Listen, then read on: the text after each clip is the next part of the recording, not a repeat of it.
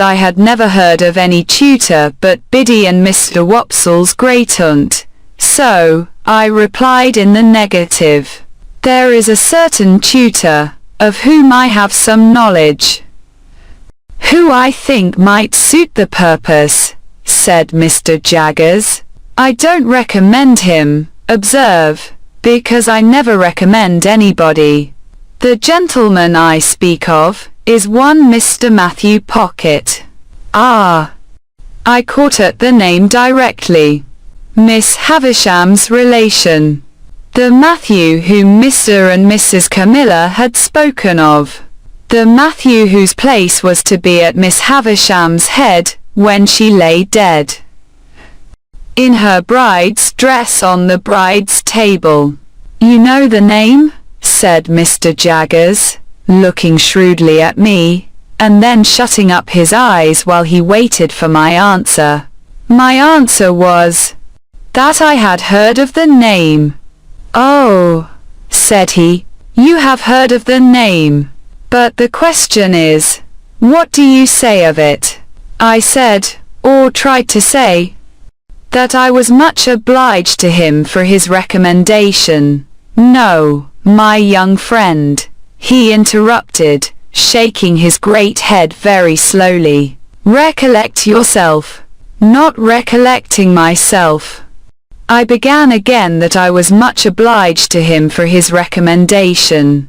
No, my young friend, he interrupted, shaking his head and frowning and smiling both at once. No, no, no, it's very well done. But it won't do. You are too young to fix me with it. Recommendation is not the word, Mr. Pip. Try another.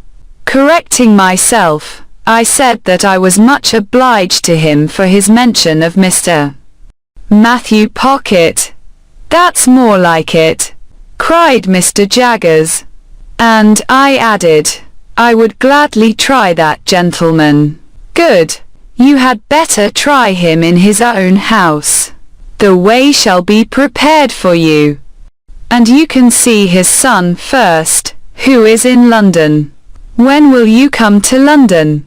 I said, glancing at Joe, who stood looking on, motionless, that I supposed I could come directly. First, said Mr.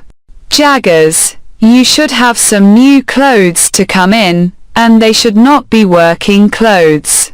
Say this day week. You'll want some money. Shall I leave you 20 guineas? He produced a long purse with the greatest coolness, and counted them out on the table and pushed them over to me. This was the first time he had taken his leg from the chair. He sat astride of the chair when he had pushed the money over, and sat swinging his purse and eyeing Joe. Well, Joseph Gargery, you look dumbfounded. I am, said Joe, in a very decided manner. It was understood that you wanted nothing for yourself, remember? It were understood, said Joe. And it are understood. And it ever will be similar according. But what? Said Mr. Jaggers, swinging his purse. What if it was in my instructions to make you a present, as compensation? As compensation what for? Joe demanded. For the loss of his services. Joe laid his hand upon my shoulder with the touch of a woman. I have often thought him since, like the steam hammer, that can crush a man or pat an eggshell. In his combination of strength with gentleness. Pip is that hearty welcome, said Joe, to go free with his services, to honour and fortune, as no words can tell him. But if you think as money can make compensation to me for the loss of the little child, what come to the forge, and ever the best of friends. Oh dear good Joe, whom I was so ready to leave and so unthankful to, I see you again, with your muscular blacksmith's arm before your eyes, and your broad chest heaving, and your voice dying away. Oh dear, good faithful tender Joe, I feel the loving tremble of your hand upon my arm, as solemnly this day as if it had been the rustle of an angel's wing. But I encouraged Joe at the time. I was lost in the mazes of my future fortunes, and could not retrace the bypaths we had trodden together. I begged Joe to be comforted, for, as he said, we had ever been the best of friends. And, as I said, we ever would be so.